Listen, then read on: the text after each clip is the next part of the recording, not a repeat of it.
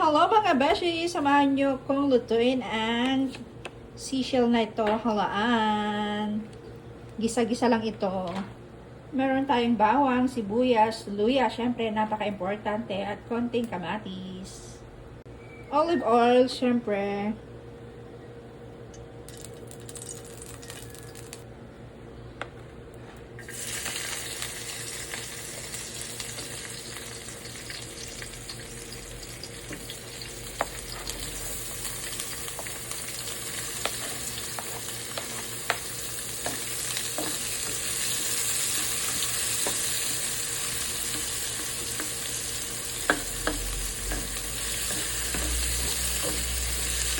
Ang mahal ng dito, seashell.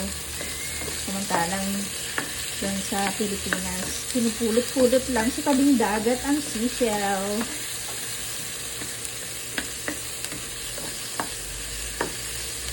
First time namin bumili ng halaan. Nag-crave lang kasi ako, kaya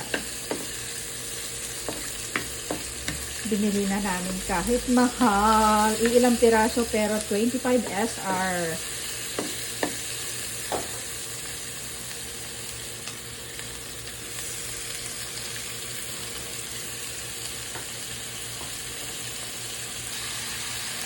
Lagay na natin.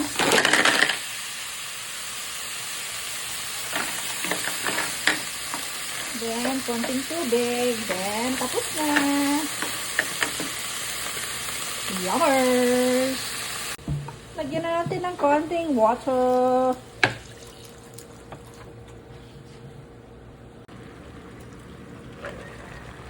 Luto na ang ginisang halaan. Yummer!